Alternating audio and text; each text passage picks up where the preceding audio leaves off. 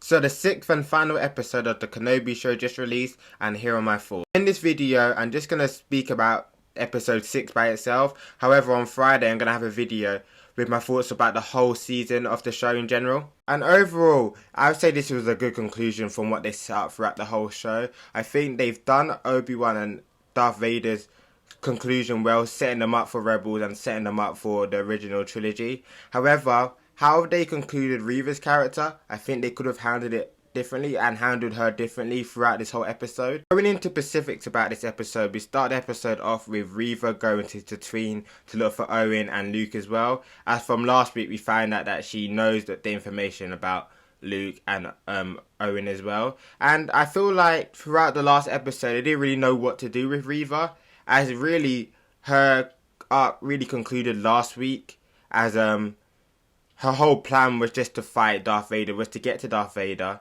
She failed, and they didn't want to kill her off, so they tacked this bit onto it.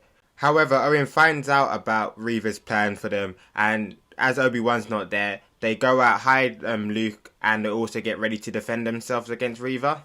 And then while this is happening, we have Obi-Wan saying goodbye to Leia as he's going to go off to fight Darth Vader 1v1, as he knows that Darth Vader's it just has all eyes for him, as he said in the previous episode. All he cares about is him, and even showed when the Grand Inquisitor was talking to him. However, Obi-Wan, knowing Anakin, knowing Darth Vader, he knows that he's going to go after him. And the fight between Obi-Wan and Darth Vader happened a lot earlier than I was expecting it to happen. I thought it was going to be the concluding fight of the show. It happened a lot near the end, with Darth Vader and Obi-Wan having that standoff, with Darth Vader saying, "Have you come to destroy me?" And Obi-Wan saying, "I will do what I must." Then Darth Vader saying, "You will die." And starting off, we have that classic Obi-Wan pose again that we've seen throughout all of Star Wars. And then we get into it. And this fight was great again, just like in the fight they had in episode 3. Having it in the dark so that the lightsabers can be the only light source.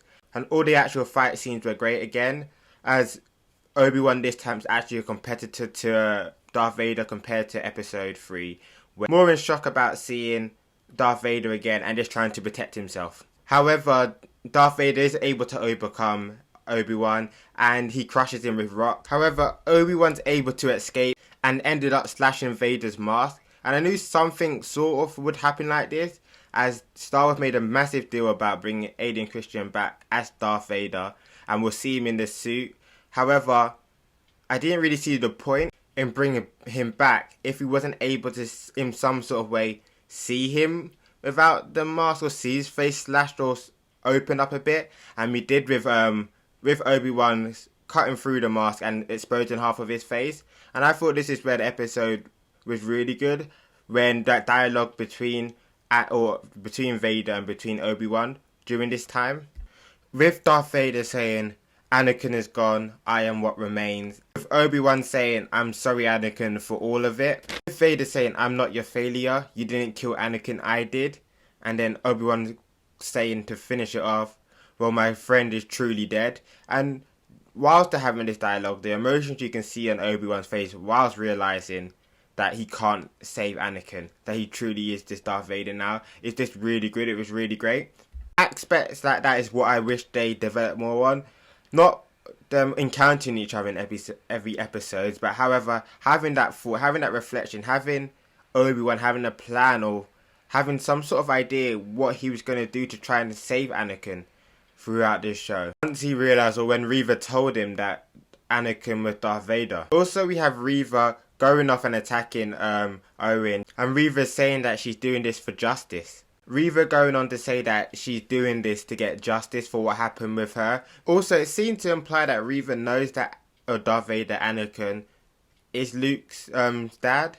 As she said to Owen, "You love him like he's yours." So I'm not sure what they were if they were trying to imply that, or she's just trying to imply that Luke isn't Owen's son. But I want to know, how would she know that in that sense? How, if she was implying that Anakin, Darth Vader, is Luke's dad, how would she know that? How would she get that information? However, Reva's just about to kill Luke, then she has like flashback towards Order 66 and her own experience as well, and she ends up having a conversation with Obi-Wan and ending up more or less being free. So this is an interesting place to leave Reva's character, as they left it off that we can still explore Reva's character now, as she's no longer an Inquisitor, so we can get a spin-off show with her, or if they do an Obi-Wan Kenobi Season 2, we can still explore Reva and see what she does next. And to conclude the episode, we have Leia and Obi-Wan meeting up again as Obi-Wan goes to visit Leia, and throughout the series I feel like how those two interacted got better throughout the whole series the more that we went along with them,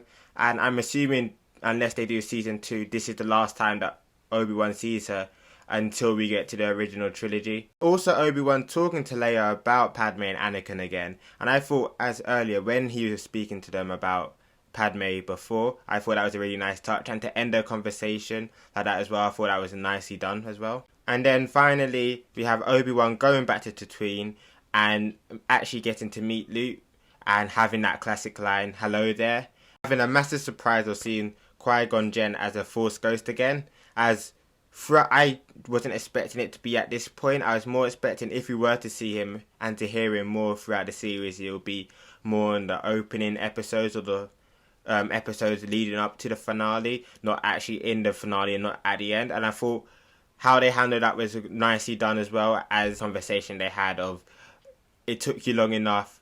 I was always here ready," and then Qui-Gon Jinn saying, "You just wasn't ready to see it yet." I thought that was a nice way just to end off the series in general, having him and his mentor having that conversation. And overall, as I said earlier, I thought this was a nice conclusion towards the show, and it got through everything that I felt like last week's setup could get through one episode, of having that fight between Darth Vader and Obi-Wan, returning Leia. However, Reva's character and Reva chasing Luke Skywalker and how she ended it, it left off for future shows. However, it wasn't the best way to leave it for this show. However, those are just my thoughts on this episode. Let me know your thoughts down below. And also in the next coming days, I'm looking at my thoughts on the actual show as a whole, and did it live up to expectations. So thank you for watching and see you soon.